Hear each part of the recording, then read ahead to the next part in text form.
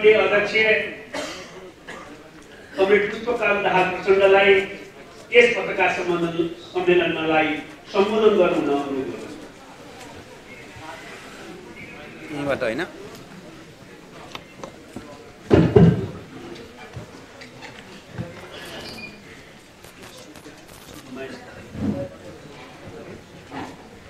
पार्टीका आदरणीय अध्यक्ष कमरेड माधव कुमार नेपाल, वरिष्ठ नेता कमरेड झलनाथ खनाल, पार्टीका केन्द्रीय प्रवक्ता कमरेड नारायण काजी श्रेष्ठ, स्थायी समितिका सबै सहयोद्धा कमरेडहरू र पत्रकार मित्रहरू, हामी नेपालको राजनीतिक आन्दोलनको सन्दर्भमा फेरि एकचोटि एउटा ऐतिहासिक मोडमा आइपुगेका छौँ। झन्डै 7 दशक लामो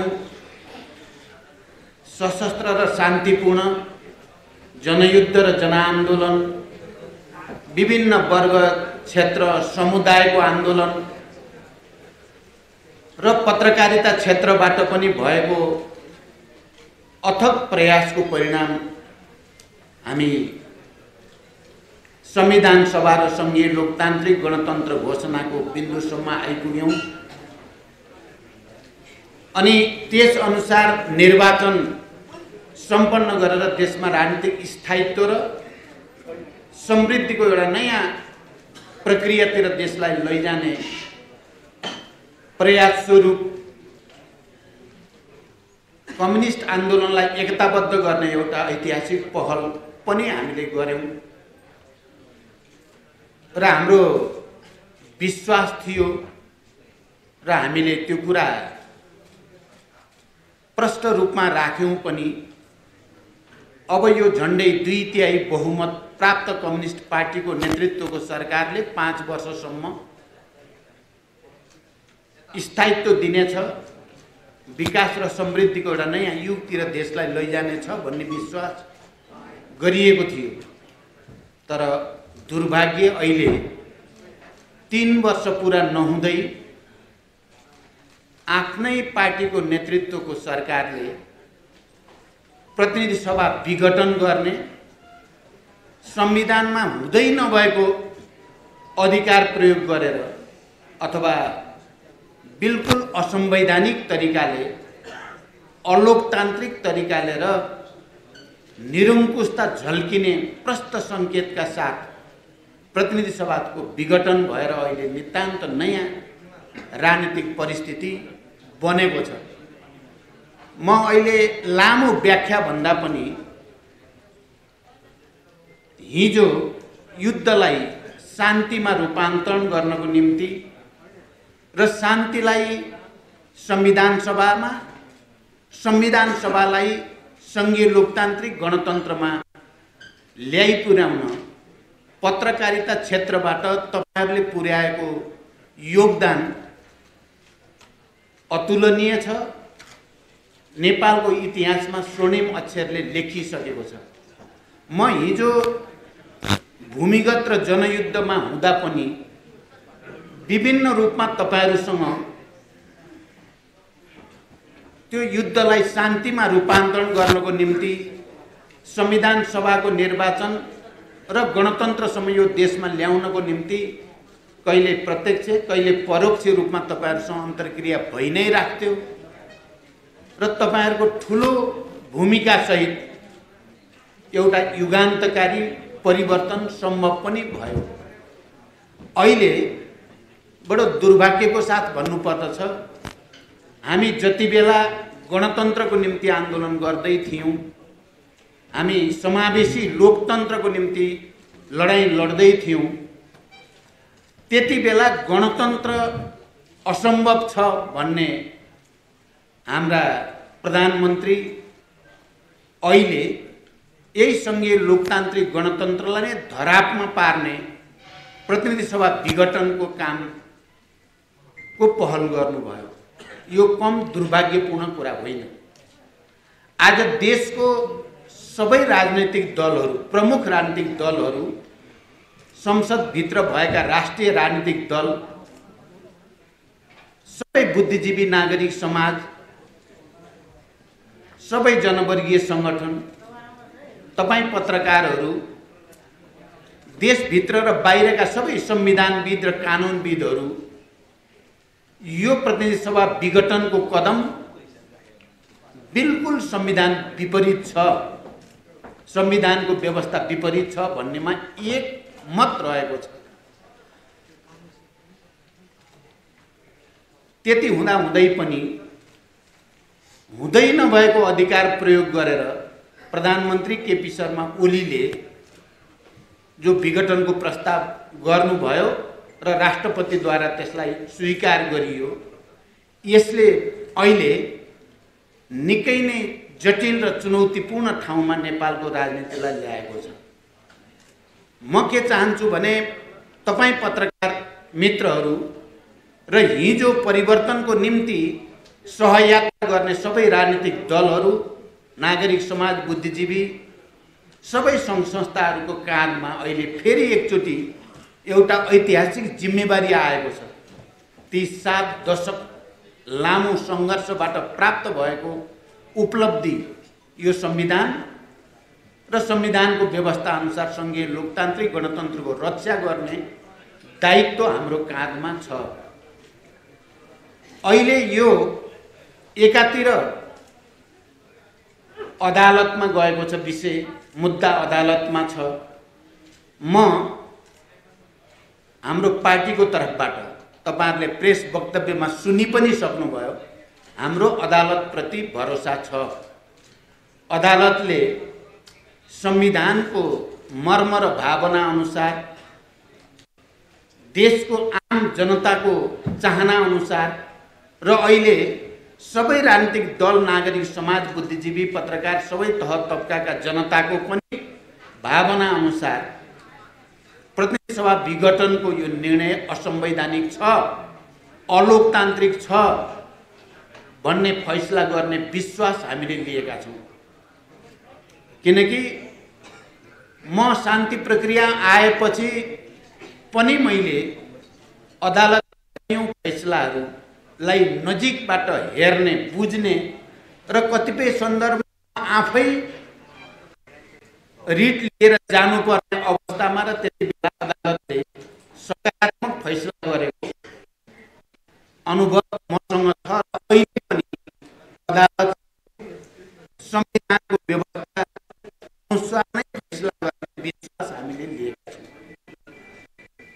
तर यो खाली अदालतमा मात्रै यो मुद्दा छैन, यो मुद्दा जनताको तहमा पनि गएको छ। जनताले त्यति लामो सङ्घर्ष र बलिदानबाट प्राप्त भएको उपलब्धिको रक्षा गर्ने काम जनताको जिम्मेवारीमा पनि गएको छ, सडकमा पनि पुगेको छ। तपाईहरुले देख्नु भएको छ, सदनमा भएका सबै प्रमुख राष्ट्रिय राजनीतिक दलले आफ्नो ढङ्गले सङ्घर्षका कार्यक्रमहरू, आन्दोलनका कार्यक्रमहरू घोषणा गरेका छन्।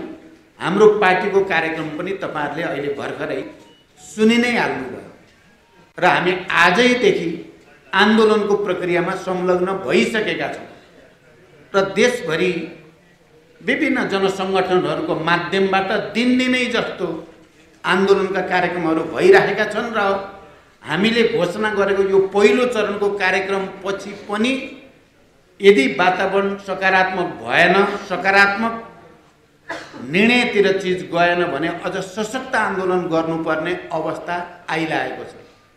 हाम्रो पार्टीले यो कदमलाई प्रतिगमनतिर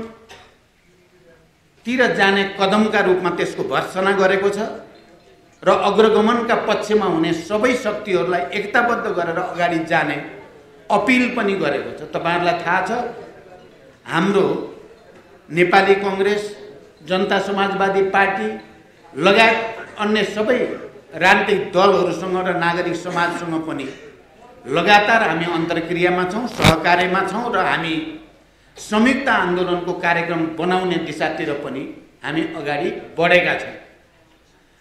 किनकि यो क्रान्ति र प्रतिक्रान्तिको जस्तो लामो सङ्घर्ष र बलिदानबाट प्राप्त उपलब्धिको रक्षा गर्ने या यसलाई अपहरण हुन दिने भन्ने सवाल भएको हुनाले हामी सबै अग्रगमनका पक्षधर शक्तिहरूलाई एकताबद्ध गरेर चाहिँ यो उपलब्धिको रक्षा गर्ने र थप उपलब्धिका लागि अगाडि बढ्ने वातावरण बनाउन चाहेका छौँ। पार्टीको बारेमा पनि यहाँ प्रश्न उठेको छ। पार्टी, हाम्रो संविधानले पार्टी व्यवस्थालाई कसरी अंगीकार गरेको छ? पार्टी विभाजन हुने र एकता हुने प्रक्रियाबारे हाम्रो विगतका अनुभवहरू के छन् र हाम्रो ऐन कानुनको व्यवस्था के छ भन्ने बारेमा हामी सबैलाई धेर थोर थाहा छ। र पार्टी हामीले 2075 साल जेठ 3 गते पार्टी एकताको घोषणा गर्दा तपाईं पत्रकार साथीहरूलाई पनि थाहा छ, हामीले 441 जनाको केन्द्रीय समिति बनाएका थियौँ र त्यो 441 जना केन्द्रीय समितिका सदस्यहरूको हस्ताक्षर सहितको नामावली र अन्य आवश्यक नागरिकता सहितका प्रमाणपत्रहरू निर्वाचन आयोगमा त्यतिबेलै दर्ता गरिएका थिए, संलग्न गरिएका थिए र त्यो 441 मध्ये अस्ति हामी केन्द्रीय समितिको बैठक सुरु गर्दा यो बैठकमा झन्डै 315 जनाको समर्थन र उपस्थिति प्रष्ट देखा पर्यो र आज निर्वाचनमा आयोगमा गएर हामीले हस्ताक्षर बुझाउँदा केही कमरेहरू घर जिल्लाहरूतिर गइसकेको अरू कारणहरूले उपस्थित नभएको 295 जना केन्द्रीय समितिका सदस्यहरूको हस्ताक्षर म आफैले निर्वाचन आयोगमा बुझाएको छु र हाम्रो संविधानको व्यवस्था र निर्वाचन ऐन र नियमावलीको व्यवस्था अनुसार केन्द्रीय समितिको बहुमत, केन्द्रीय समितिको अझ अत्यधिक 2/3 भन्दा बढी बहुमत एकातिर भइसकेपछि र अर्कोतिर 40% पनि नपुगेपछि पार्टीको वैधानिक मान्यता त्यो 70% झन्डै केन्द्रीय समितिका सदस्य उपस्थित भएको पार्टीले नै पाउने कुरा स्वतः स्पष्ट छ। अनि पार्टीको नाम, पार्टीको चुनाव चिन्ह, पार्टीको लोगो, यो सबैको अधिकार त्यो 70% अथवा 2/3 भन्दा बढी सदस्यहरूको उपस्थितिमा भएको केन्द्रीय समितिको बैठकले पाउने कुरा, त्यो पार्टीले पाउने कुरा पनि स्वतः स्पष्ट नै छ। तर नेपालमा अहिले जसरी बडो असंवैधानिक रूपले र बडो निर्मम तरिकाले लोकतन्त्रको हत्या गर्ने दुस्साहस गरिएको छ, निर्ममतापूर्वक, म भन्छु बडो निर्मोही तरिकाले। हामीले, तपाईहरुलाई थाहा छ, संविधान बनाउने बेलामा धेरै गम्भीरतापूर्वक छलफल गरेर सबै राजनीतिक दलहरूको बीचमा, संविधानविदहरूको बीचमा छलफल गरेर सदन भङ्ग गर्ने विशेषाधिकार प्रधानमन्त्रीलाई दिँदा जहिले पनि सदन भङ्ग हुने, पुरै कार्यकाल नचलिकन अनि देश जहिले पनि राजनीतिक अस्थिरताको भुमरीमा गइराख्ने भएकै कारणले सचेत रूपले त्यो गर्ने क्रममा तत्कालीन नेकपा एमालेको नेताको रूपमा केपी ओली समेतको सहभागिता र संलग्नता र सहमति थियो कि प्रधानमन्त्रीलाई त्यो विशेषाधिकार हुन हुँदैन। त्यसकारण हामीले संविधानमा नै व्यवस्था गर्नुपर्दछ, सदनभित्रबाट विकल्प रहँदासम्म सदन भङ्ग गर्ने अधिकार प्रधानमन्त्रीलाई हुने छैन। त्यसकारण पहिलो, दोस्रो, तेस्रो, चौथो प्रयत्न गर्दा पनि नभए मात्रै सदन भङ्ग हुन सक्छ, अर्को निर्वाचनमा जाने हुन सक्छ। तर यहाँ त पहिलो कदम समेत नचालिकन, सदनमा विकल्पको खोजी नगरिकन अझ सदनको नियमित अधिवेशन डाक्नै पर्ने संवैधानिक व्यवस्था अनुसार सदन डाक्नुपर्ने ठिक त्यसको सङ्घारमा, त्यसको मुखमा सदन भङ्ग गरियो। त्यसकारण यो निर्मम छ, यो निरङ्कुश छ, यो तानाशाहीको नाङ्गो रूप हो। यो हामी कोही आँखा चिम्लिन सक्ने स्थिति छैन, हामी कोही आफ्नो जिम्मेवारीबाट पन्छिन सक्ने स्थिति छैन। त्यसकारण यो निर्मम लोकतन्त्रमाथिको हत्या या अपहरण, निरङ्कुशतातर्फको यो कदम, तानाशाही तर्फको यो कदमका विरुद्ध सिङ्गो राष्ट्र एकताबद्ध भएर जानु पर्दछ। र पार्टीमा जुन नाटक जस्तो मलाई र हामीलाई महसुस भएको छ, हामी यता 315 जना जम्मा भएका छौँ 440 वरिपरिको केन्द्रीय समितिमा, उता 100 वरिपरि जम्मा भएर 1199 भइयो हामी भनेर घोषणा गर्ने जस्तो लज्जास्पद, अवैध र अनैतिक काम के हुन सक्छ? अब यसमा तपाईँ पत्रकार साथीहरूको भूमिका पनि धेरै ठुलो छ। म फेरि पनि तपाईहरुलाई धन्यवाद भन्न चाहन्छु। तपाईहरुले सकारात्मकै भूमिका खेलिराख्नु भएको छ र यो असंवैधानिक र निरङ्कुश कदमका विरुद्ध तपाईहरुले आफ्नो ठाउँबाट आवाज उठाइराख्नु भएको छ, कलम चलाइराख्नु भएको छ। हामीले देखेका छौं, गहिरो गरी महसुस पनि हामीले गरेका छौं। हामीलाई निर्वाचन आयोगप्रति पनि भरोसा छ। अहिलेको निर्वाचन आयोगले पनि हाम्रो संविधानको मर्मअनुसार र निर्वाचन ऐन र नियमको व्यवस्था अनुसार पार्टीको वैधानिक हैसियत, पार्टीको नाम, पार्टीको चुनाव चिन्ह, पार्टीको लोगो हामीलाई प्रदान गर्नेछ भन्ने कुरामा हाम्रो पुरै विश्वास छ। तैपनि कहिलेकाहीँ यो चाहिँ संविधान विरोधी गतिविधि अगाडि बढ्न लागेको बेलामा अलिकति हामी भयभीत पनि छौं। जसरी संविधानमा हुँदै नभएको अधिकार प्रयोग गरेर बडो निर्मम तरिकाले संविधान कुल्चिएर चाहिँ प्रतिनिधि सभा विघटनको कुरा गरिएको छ, कहीं त्यस्तो अर्को दुर्घटना कतै नआओस् भनेर आज बिहान हामी सशरीर तपाईहरुले देख्नुभयो हामी यही छौं भन्ने ब्यानर राखेर हामी निर्वाचन आयोगमा गयौं। म लगायत अर्का अध्यक्ष कमरेड माधव कुमार नेपाल, वरिष्ठ नेता कमरेड झलनाथ खनाल, प्रवक्ता कमरेड नारायण काजी श्रेष्ठ लगायत स्थायी समितिका लिडरहरू हामी गयौं। निर्वाचन आयोगलाई हामीले भेट्यौं। प्रमुख आयुक्त र आयुक्तहरूसँग हामी यही छौं भन्ने ब्यानर सहित खडा भएर हामीले यिनै कुराहरू राख्यौं। हाम्रो स्थिति यो छ र मैले त्यहाँ भने यदि निर्वाचन आयोगले जरुरी ठान्छ भने हामी 300 जनाको लाई यही बोलाइयोस्। हामी नागरिकताको प्रमाणपत्र सहित, हामी त्यति बेलाको हस्ताक्षर सहित 441 को केन्द्रीय समिति हुन बेलाको हस्ताक्षर सहित हामी उपस्थित भएर देखाउँछौं। यो भन्दा ठूलो प्रमाण त अरु के हुन सक्छ? पार्टीको वैधानिकता सम्बन्धी, पार्टीको चुनाव चिन्ह र लोगो सम्बन्धी, नाम सम्बन्धी त्यो भन्दा ठूलो प्रमाण पत्र अरु के हुन सक्छ भनेर भन्यौं। र निर्वाचन आयोगले हामीलाई विश्वास दिलाएको स्थिति छ कि हामी संविधान र ऐनको व्यवस्था अनुसार निष्पक्ष रूपले नै हामीले गर्छौं भनेको स्थिति छ। यो घडीमा हामीले यो पत्रकार सम्मेलन गरिराख्नुको तात्पर्य के छ भने संघीय लोकतान्त्रिक गणतन्त्रको रक्षाको निम्ति, देशमा शान्ति स्थिरता बनाइराख्ने र विकासलाई गति दिने उद्देश्यको निम्ति जसरी विगतका ऐतिहासिक क्षण र मोडहरूमा तपाईहरुले निकै ठूलो जोखिम र चुनौती मोलेर देश र जनतालाई सेवा गर्नुभएको छ, यो पटक पनि संघीय लोकतान्त्रिक गणतन्त्रको रक्षाको निम्ति र नेपाली जनताको अपेक्षा अनुसार स्थिरता र विकासको नयाँ आधार निर्माण गर्नको निम्ति निरङ्कुशताको यो कदम, तानाशाहीतिरको यो कदम, प्रतिगमनतिरको यो कदम का विरुद्ध एकजुट हुन हामीले अपिल गर्न चाहेका छौं। मलाई लाग्छ तपाईहरुले यसको मर्मलाई बुझ्नु भएको छ। मैले अझ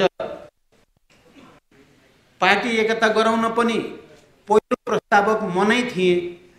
कमरेड केपी ओली भन्दा पहिला मैले प्रस्ताव लिएर गएको थिएँ देशमा राजनीतिक स्थापनाको निम्ति र विकास र समृद्धिको निम्ति, समाजवादको आधार निर्माणको निम्ति। अब हामी शान्तिपूर्ण र बहुदलीय प्रतिस्पर्धा समाजवादको दिशातर्फ जाने उद्देश्य भएका पार्टीहरू एकतामा हुनुपर्छ भनेर प्रस्ताव गरेको हुनुको नाताले पछि कदममा उहाँले अलिक एकाधिकार लगाउन खोज्दा मैले पार्टी एकताको रक्षाको निम्ति आफूले समान हैसियतको अध्यक्षमा 2 नम्बर भए पनि मैले पालो पालो अध्यक्षताको ठाउँमा संयुक्त भए पनि हुँदा पालो पालो सरकारको नेतृत्व गर्ने सहमतिको ठाउँमा पनि पार्टी एकता र देशमा स्थायित्वको निम्ति यदि मैले पार्टीको कार्यकारी अध्यक्षको हैसियतमा काम गर्न पाउने हो भने 5 वर्ष सरकार छोड्दा पनि मैले सुख नपाएको, यो भित्र धेरै पीडा र कथा छन्, त्यतातिर त म अहिले जान चाहन्न। र अन्तिम म के भन्न चाहन्छु भने जुन दिन उहाँ प्रतिनिधि सभा विघटन गर्ने एउटा निरङ्कुश कदम चाल्ने ठाउँमा पुग्नु भएको सूचना मैले बिहान 5:30 बजे प्राप्त गरेँ। आज उहाँ प्रतिनिधि सभा विघटन गर्ने तयारी गर्दै हुनुहुन्छ भन्ने थाहा पाएपछि मैले अन्य वरिष्ठ नेता कमरेडहरू, महासचिव लगायत अनि केपी ओलीसँग पनि, प्रधानमन्त्री केपी ओलीसँग कुरा गरेँ। तपाईँ आज एक्सट्रिम डिसिजन लिन खोज्दै हुनुहुन्छ अरे, मसँग 2टा विकल्प छन्, पार्टी एकता पनि बचाउने र प्रतिनिधि सभालाई पनि सुचारू ढङ्गले अगाडि बढाउने विकल्प मैले 2टा रातभरि सोचेको छु। तपाईँ डिसिजनमा नपुग्नुहोस्, हामीले कम ठुलो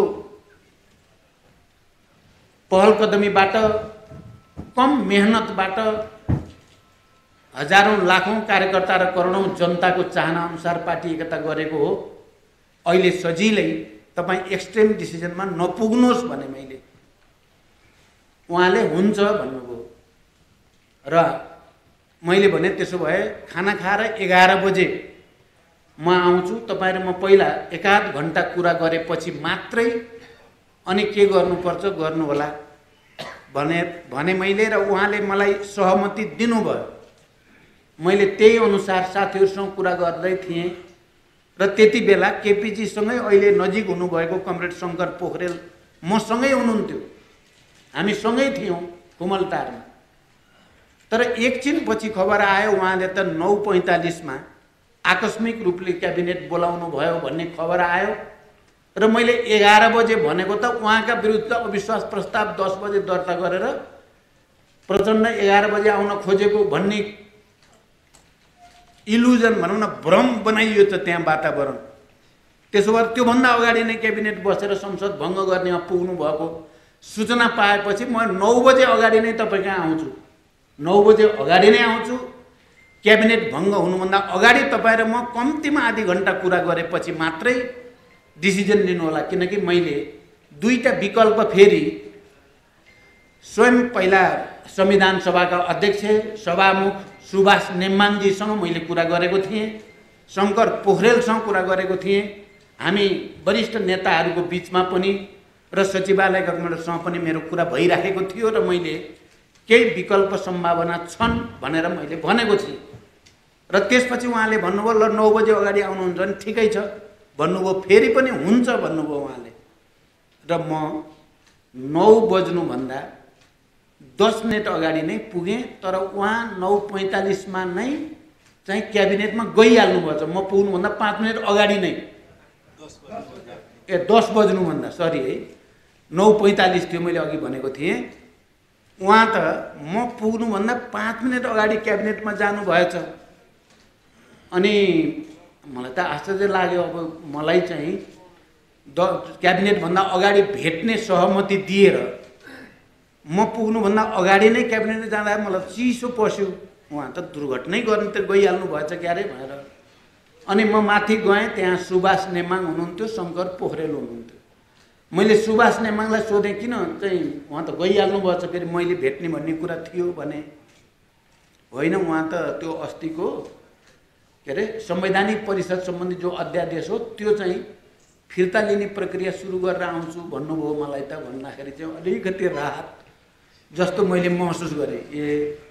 अध्यादेश फिर्ता लिन जानुभएको हो भने त ठिकै भयो, त्यो कुरा त 5 मिनटमा आउनुहुन्छ भनेपछि अध्यादेश फिर्ता लिइहाल्ने, अरू चाहिँ मसँग कुरा गरेपछि मात्रै सोध्नु भएछ क्यारे भनेर। अनि सुभाष नेमाङ र म एकछिन चिया पिएर बस्दै थियौँ। आउन त 5-7 मिनटमा उहाँ आउनुभयो, तर आउनु अगाडि नै मलाई मेसेज आयो कि उहाँले संसद विघटनको प्रस्ताव गरि नै सक्नुभयो। पत्रकार साथीहरू, हामी इतिहासको यो मोडमा हामी सबैले बडो जिम्मेवारीका साथ, इमान्दारिताका साथ आफ्नो भूमिका निर्वाह गर्नुपर्दछ। यो जाली झेली तरिका अपनाएर प्रतिनिधि सभा विघटन गर्ने तरिका र पार्टी विभाजनतिर जाने तरिका जो गरिएको छ, नेपालको इतिहासमा एउटा ऐतिहासिक कलङ्कको रूपमा यो स्थापित भएको हामीले महसुस गरेका छौँ। त्यो दिन, जुन दिन विघटनको प्रस्ताव गरियो, घोषणा गरियो, वास्तवमा त्यो नेपालको इतिहासको एउटा कालो दिनको रूपमा रहेको छ। हजारौँ हजारको चाहिँ त्याग र बलिदानबाट प्राप्त भएको लोकतन्त्र, सङ्घीय लोकतान्त्रिक गणतन्त्र र संविधानमाथि क्रूर प्रहार गरिएको छ। त्यसकारण हामीले हिजो केन्द्रीय समितिको बैठकले हामी जुनसुकै स्तरको आन्दोलन गरेर पनि हामी शान्तिपूर्ण ढङ्गले नै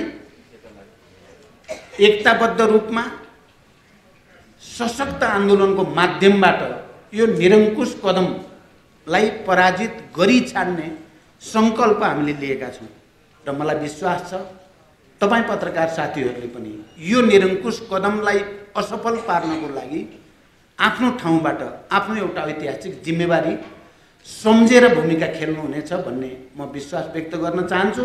अब पत्रकार साथीहरूको केही प्रश्न भए प्रश्न उत्तरतिर जाउँ। पत्रकार साथीहरू, मैले अघि नै भनेको छु, हात उठाएर एकपटकमा एकजनाले आफ्नो नाम, आफ्नो मिडियाको नाम सहित प्रश्न सोध्नुहोला। जसले हात उठाउनुहुन्छ म भन्छु माइक्रोफोन आइपुग्छ।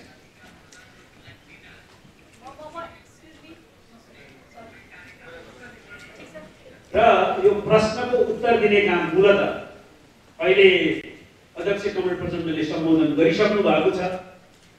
अर्को अध्यक्ष कमरेड माधव कुमार नेपाल र वरिष्ठ नेता कमरेड धनराज खनालले दिनुहुनेछ र स्वाभाविक रूपमा आवश्यकता अनुसार कमरेड प्रचण्डले पनि प्रश्नको उत्तर दिनुहुन्छ। नमस्कार, मेरो नाम मरिन हाल हो। नेपाल तपाईले दिनुहोस् है। अध्यक्षले के भन्नुभयो, दुईटा विकल्प भन्नुभएको थियो। तबको कार्यान्वयनमा विकल्प चाहिँ के थियो भन्ने विषयमा